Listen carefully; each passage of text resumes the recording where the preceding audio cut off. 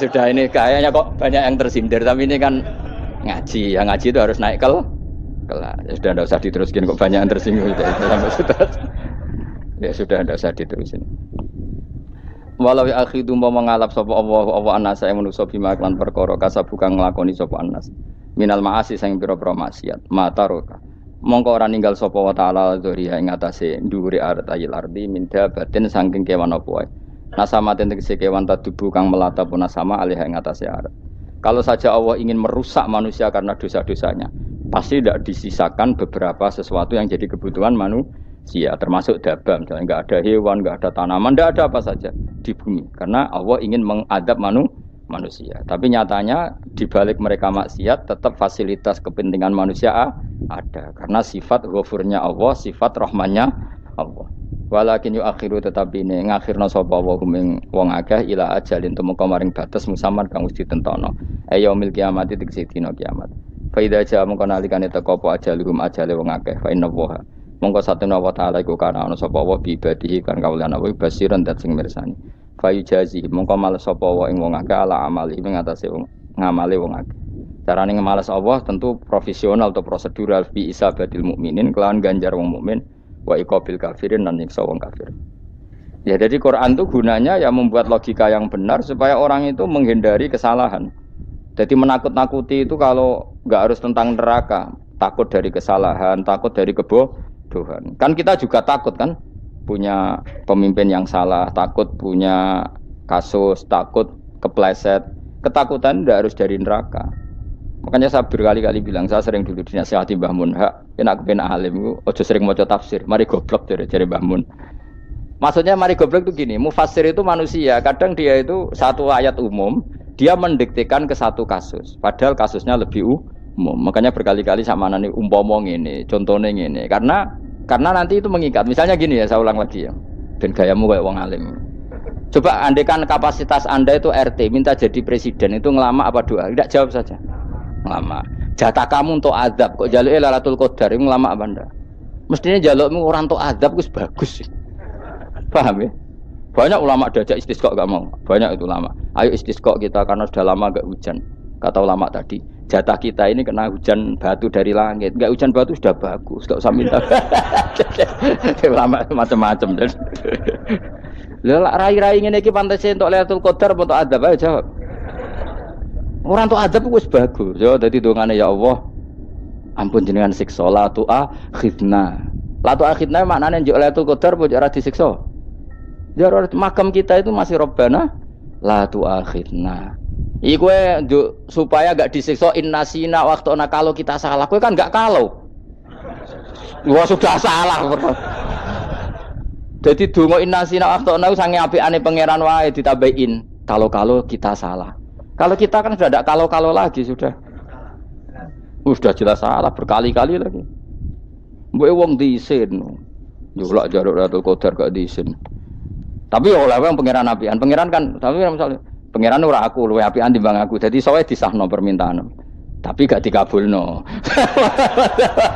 Mau disahno tapi ora usah apa? Disahno iku iman jalin jan wong goblok piye meneh, macam-macam. Makanya doa paling fair itu ya Rabbana dzolamna anfusana wa lam taghfir lana wa tarhamna lanakunanna. Makom kita itu di sepuro pangeran. Sing bener donga wong tarawih lho ning Tuban ning Jogja wis bener.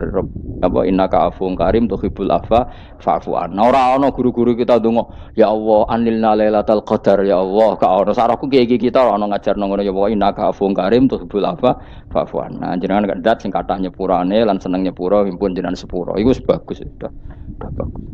Ndelok Lailatul Qadar gresuk ndelok srengenge. Terus ndelok angin.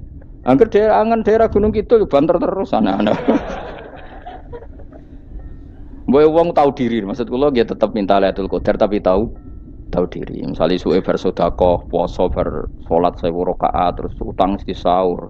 Sampai togo-togo sing mbok dolimi jaluki sepuro. Pas kowe tenan mergo ngrasa ora dolim nduk Lailatul Qadar. Tapi kira ngrasa ra dolim wis ujub sombong. Wong sombong ora berhak meraih. Lah terus piye Gus? Ora piye biasa wae, pokoke biasa wae. Makom kita ku ora kena adab itu sudah luar biasa. Ora penuh adab piye. Wis ngene iki wis luar biasa, napa? Luar. Mun ngantul kula. Mesti ngene iki wis keadaan seperti ini terus. Soale dongane wae Rabbana la tu'akhidna in nasina wa akhtana. Itu jadi itu sudah luar biasa. Nah, ini kan teruskan dawuh Mbah Mun. Misalnya Allah bilang gini, fattaku, maka takutlah kamu. Biasanya mufasir ditambahi minan nar, maka takutlah kamu masuk. Sebetulnya yang perlu dihindari dari kita takut itu ya, takut salah, takut bodoh, takut terdolimi, takut mendolimi orang lain, takut hidup tidak ada gunanya.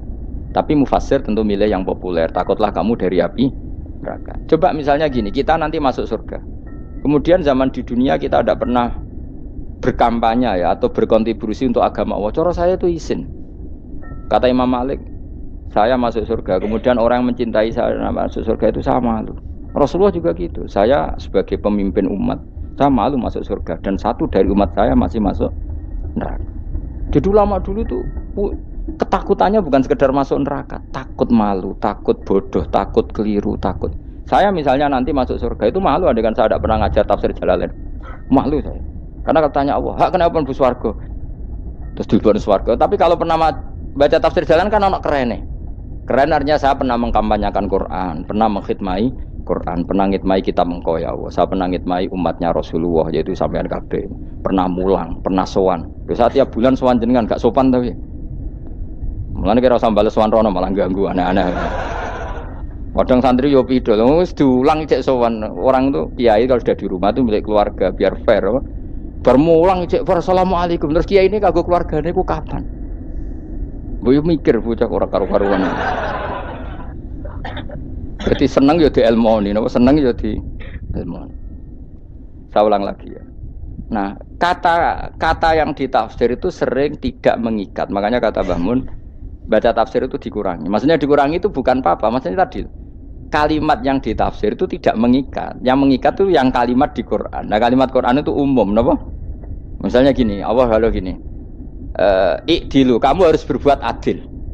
Lalu adil itu misalnya mufasir menafsiri, adil itu menyamakan di antara dua orang konflik. Misalnya di MK 01 dan 02 dianggap sama, itu namanya adil. Itu kan dawai mufasir. Atau misalnya gini, Allah bilang gini ke saya, hak kena jadi kiai sing adil. Terus adil ditafsiri orang, adil itu menyamakan sesama murid, haknya sama. Nah, tapi bisa saja adil itu di luar itu semua. Misalnya gini, ternyata adil menurut Allah gini. Adil maknanya seimbang, apa? Adil itu maknanya apa? Seimbang. Lalu keseimbangan seorang hamba adalah dia ingat Allah lebih banyak. Karena ini bandul yang benar-benar nyata. Allah itu nikmatnya nyata. Sehingga ketika saya sebagai orang alim ingat saya alim itu karena Allah, dikasih ilmu Allah, dikasih cerdas Allah, dikasih semuanya dari Allah. Sehingga saya itu tidak merasa kumuluhur pada kalian karena semua ini dari Allah. Kemudian Allah sendiri yang memerintahkan, kamu harus mengajar. Maka saya ada arep-arep salam templek sampeyan, penghormatan sampeyan, apresiasi sampeyan karena saya hubungannya hanya dengan Allah Subhanahu wa ta'ala. Itu namanya adil, meletakkan sesuatu proporsional. Itu juga adil namanya. Makanya seseorang itu enggak bisa dikatakan abid selagi belum tahu kalau ibadahnya minallah. Jadi misalnya ke ibadah tok. Ternyata kamu yakin itu ibadah kamu, amal kamu itu belum abid. Abid hakikat adalah alhamdulillah alladzi hadana li hada wa ma kunna linahtadiya laula anda tahu. Ketika kita sujud yakin ya Allah alhamdulillah jenengan menakdir saya sujud. Saya sholat alhamdulillah engkau menakdir saya sholat. Sehingga minallah dulu pikiran itu semua kebesaran kemendahan hari ini minallah dulu. Baru setelah minallah kita yakin billah. Setelah billah juga yakin illallah. Misalnya gini illallah itu. Setelah saya ngajar tafsir Jalalain, kepentingan saya satu. Hamba-hambanya Allah menjadi tambah mencintai Allah. Tidak mencintai saya, enggak penting sampean mencintai saya. Makanya Imam Syafi'i tiap ngajar bilang begini. Wadittu annal khalqa ta'allamu hadzal ilma wala yahmadunani. Saya senang kalau kalian belajar fikih sama saya, tapi kamu enggak usah muji saya. Jadikan fikih ini alat taqarrub kamu kepada Allah. Itu namanya minallah wa ilallah. Itu adil. Tapi adil yang dijelaskan ulama beda-beda tadi. Ada mengatakan adil adalah proporsional antara murid, antara keluarga dan murid. Meskipun kamu senang mulang, jangan merantarkan keluarga, itu tidak adil. Itu kan versi, no? Maksudnya Mbah Mun, kamu jangan terjebak versi-versi dalam tafsir. Paham ya? Karena Allah hanya ngendikan i'dilu wa aqrabu. Paham ya? Tapi kan penjelasan adil ini orang versi Paham ya? Ada yang nulis adil adalah meskipun mimpin masyarakat ya ingat keluarga. Karena sing tukang wayo oleh nafsiri adil adalah karena laki tidak cukup istri satu maka ya kan yo repot kan. Tapi kalau kadung istrinya 3 atau 4, adil adalah harinya sama meskipun janda dan perawan. Jari sing lanang gak adil adalah proporsional. Sing wis suwi dikumpuli dikurangi. Yang baru ya mungkin kabeh enggak kalau nuruti. Mungkin enggak. Ya, tapi itu kan versi, napa? Maka kata Mbah Mun itu memang saya itu merasakan, saya sebagai mufassir merasakan memang saya kan sering baca Jalalain beda dengan tafsir Munir, nanti beda dengan tafsir Qurtubi. Saya beri contoh misalnya. Dan kamu pasti salah jawab ini. Kalau kamu benar berarti ya alim tenan. Wa idza darabtum fil ardi falaysa 'alaikum junahun an taqsuru minas shalah. Orang kalau pergi itu boleh enggak ngosor sholat? Enggak, jawab saja. Boleh kan? Ngosor sholat itu apa? Misalnya sholat asar 4 jadi berapa? 2. Kalau isya jadi 2. Kalau subuh? Enggak, sudah maju lah. Maghrib? Enggak, kan yang bisa dikosor hanya berapa? Yang rubaiyah, yang apa? Berarti kamu yakin? Antak suruh minas sholat artinya 4 jadi 2, yakin? Enggak, jawab saja. Yakin. Nah itu termasuk orang pinter ya. Berarti ilmu lagi sak trip. Ya? Sebetulnya kata Imam Qurtubi enggak. Ayat itu kan hanya bilang gini, kalau kamu bepergian maka kamu boleh menyendak sholat. Qasru itu memotong dari aturan yang dulu 4 menjadi 2. Sebetulnya ada hanya itu tok. Aturan tidak boleh membawa najis menjadi boleh. Aturan harus tumakninah menjadi tidak harus tumakninah. Misalnya kamu sholat dalam keadaan perang, wajib tumakninah apa boleh sambil lari-lari? Boleh sambil lari-lari. Boleh gak ketika perang kamu sholat sambil menghadap tidak ke kiblat? Boleh. Makanya antak suruh minas sholat maknanya apa? Jika kamu pergi maka dalam konteks itu kan perang ya. Ayat itu memang konteksnya perang. In khiftum ayyaftinakumul ladzina kafar. Jika kamu dalam keadaan perang maka boleh memangkas apa yang pernah wajib dalam aturan sholat. Paham ya? 4 menjadi 2. Keharusan menghadap kiblat menjadi tidak wajib. Membawa najis sholat sah enggak? Enggak kan? Tapi kalau dalam perang kemudian pedang kamu ada najisnya boleh dibawa enggak?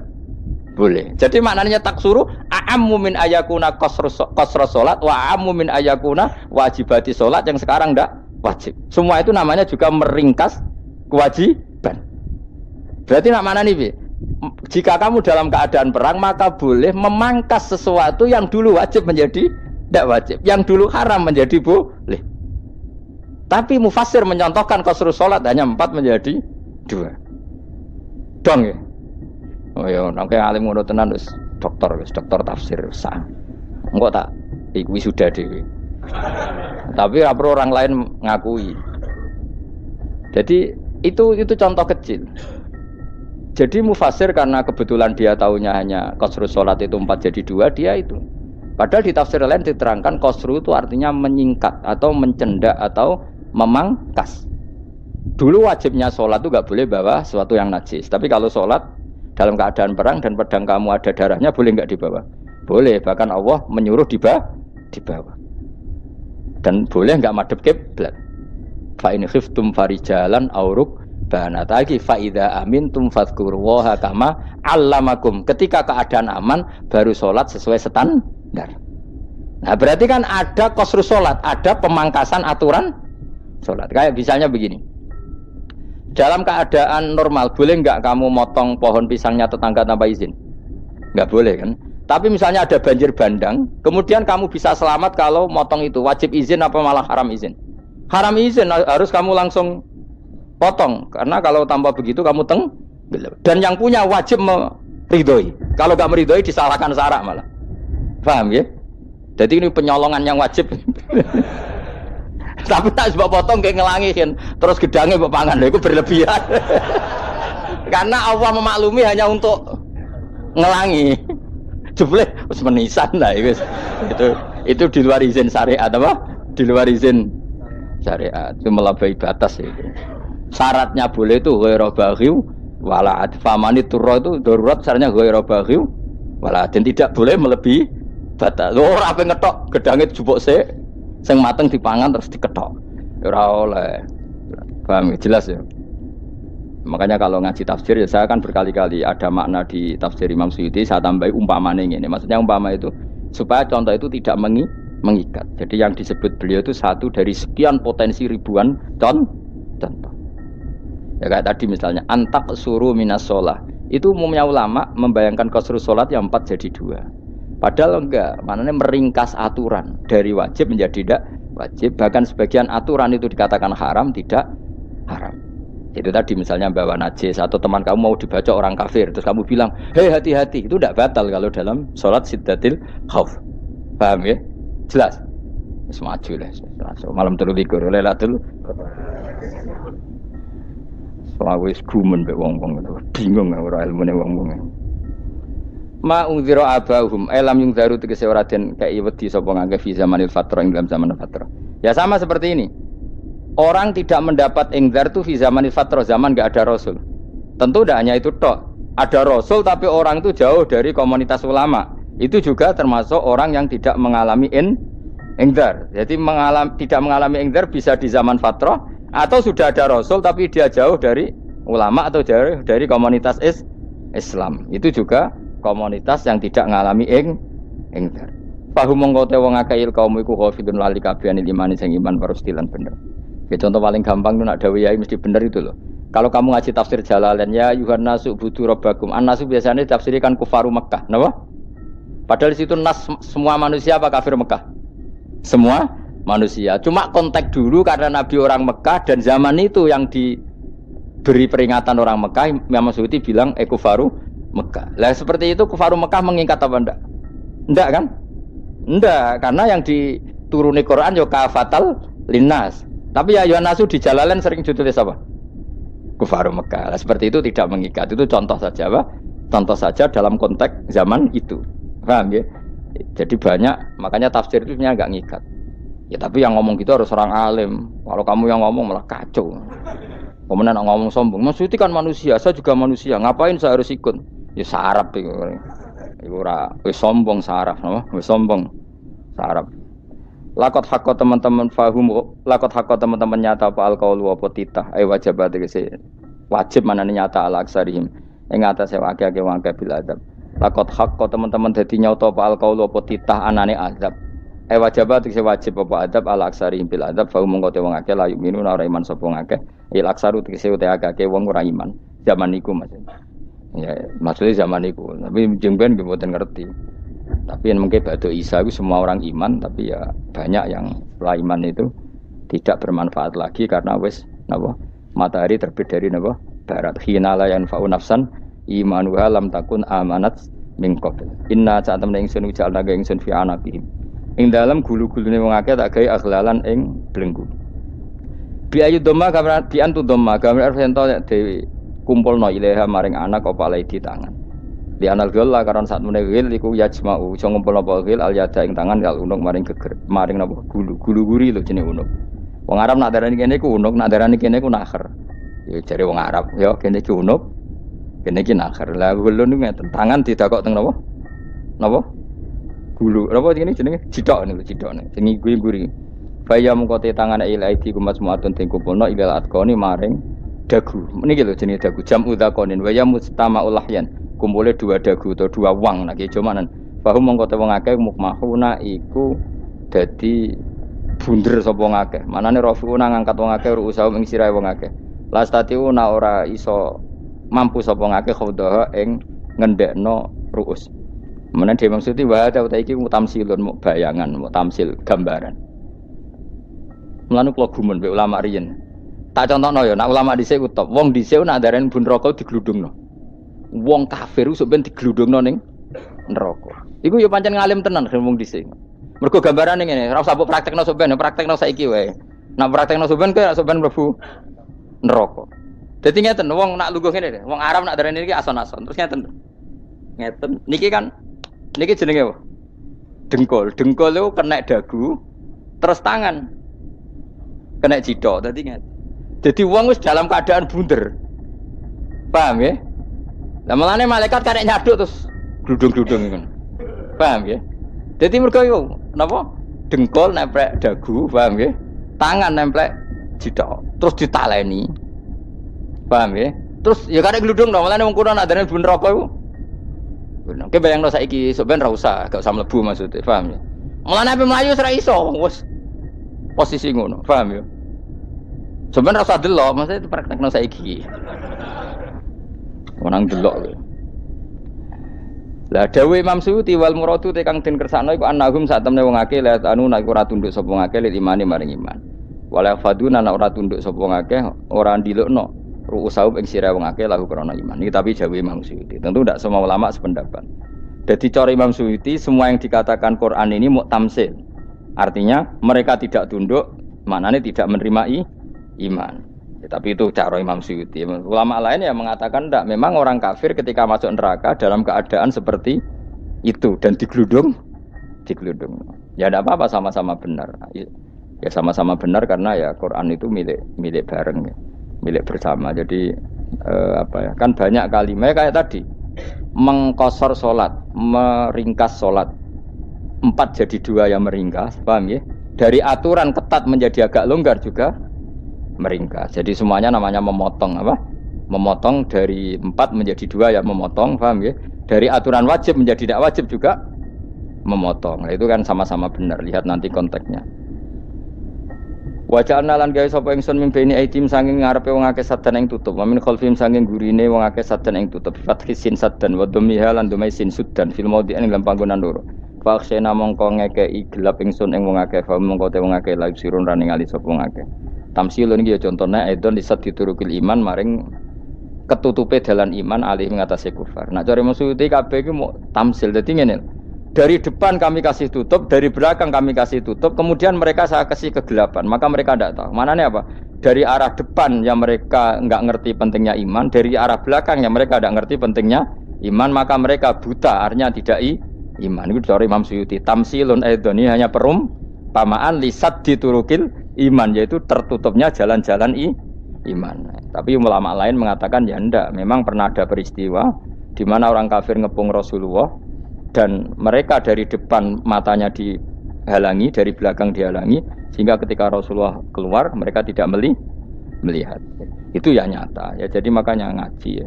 Jadi ben keren. Oh ini ada sekian tafsir, terus gue ngomong kan kayak wong alim keren. Nah tak kata siapa? Ono rekamane. Tapi yang ora ngaji dhewe. Nah tak kata siapa? Ada rekamannya.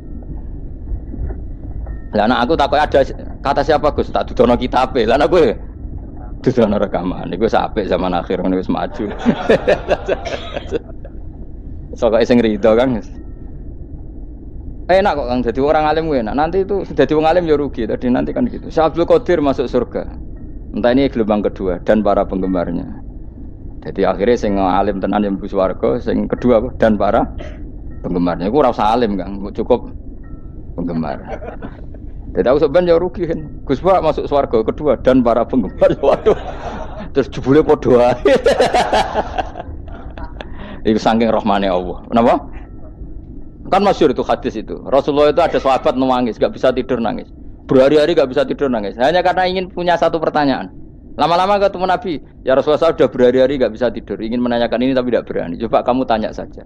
Ya Rasulullah, saya ini kalau mati engkau kan suatu saat dipanggil Allah, saya tidak ketemu engkau. Makanya mumpung sekarang saya tak melihat wajah engkau sekuat-kuatnya, sepuas-puasnya. Kata Nabi ya. Terus, kenapa? Ya kalau engkau di surga, saya di neraka kan enggak ketemu lagi. Atau kalaupun engkau di surga kan kelasnya beda, kan enggak ketemu lagi. Jadi kemungkinan dua-duanya itu enggak ketemu kata. Karena tadi bisa aja ya, artinya Nabi karuan di surga, saya di neraka enggak ketemu. Atau engkau di surga, saya di surga pun beda kelas, ya enggak ketemu.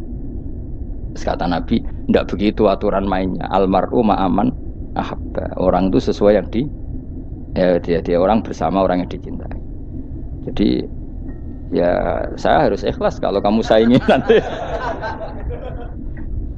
Ya takdir no. Wasawana ni padha uga ale ngatasi wong akeh angger tau ta ngekek peringatan sira gumeng wong akeh tahqiqil hamzatain angger ta wa ibdali saniyati alifan angger ta humata sili ala nasil hamzah wa itu khali alifan wa ban alif binal musahalan daran dan hamzah sing ditasil wa ukhra lan ya wa tarqi lan tinggal itu khol amlam tungzirhum wong ra wis bakat kafir mbok elingno cek ra mbok elingno tetep la yu'minun ora gelem Iman. Lah sing iman iku sapa inamatun diru mestine ngelingno sira. Maksude yanfa'u tegese manfaat iku ing daruka peringatan sira. Peringatanmu manfaat man ing wong ittaba kang anut sapa man adzikra ing Quran tegese Quran. Wa khasyi'an wedi sapa man ar-Rahman ing Allah Rahman bil ghaibi padahal ora roh pengiran. Ya khofa tegese wedi sapa wong ing Allah toh walam yara ora ningali sapa wong ing Allah. Nane bil ghaibi itu apa? Takut Allah dalam keadaan toh dia tidak melihat Allah lang. Mereka tak tafsiri bil ghaibi barang gaib ning Indonesia terjemahannya hantu. Melihat alam gaib itu maknanya apa dalam bahasa Indonesia? Hantu. Mulane bil ghaibi rata terjemah apa? Ya namanya ini wa khosya lan di sapa wong ar-Rahman ing wasi Rahman bil ghaibi padahal dene ra roh langsung. Ya ora usah diterjemah ya. Terjemah dadi apa? Barang gaib malah repot. Fa basiruhu mongko ngeke berita gembira sira ing man bimaghfiratin kelawan pengempuranan wa ajrin dan ganjaran karimin kang terhormat. Orang yang seperti itu yang ngikuti Quran dan takut Allah itu layak mendapat maghfirah wa ajrin karim wa ta'ala jur karim wal jannatu swarga. Inna satamna ingsun wa nahnu ya ingsun iku nuhyi uripna ingsun almauta ing wong sing mati libasi krana pas. Wa naktubu lan nulis ingsun fil lauhil mahfuz ma ing apa wae kodamu kang nglakoni sapa ngake fi hayatihim. Di lauh mahfuz apa yang pernah kamu lakukan ditulis min khairin kaapian wasari dan kaelean liyujazau supaya diwales sapa ngake alih ing atase iki. Wa atharahum lan yo tak tulis bekas-bekas kelakuanem. Matek saya perkara ustunta kang digawe sunah apa bima badam sak usah ngake. Jadi perilaku kamu ditulis setelah kamu mati masih ditulis yaitu bekas-bekas sunnah kamu yang pernah kamu lakukan. Jadi misalnya kok penemu judi, selama ada orang judi ya kamu dapat, paham ya? Paham ya? Loro gak?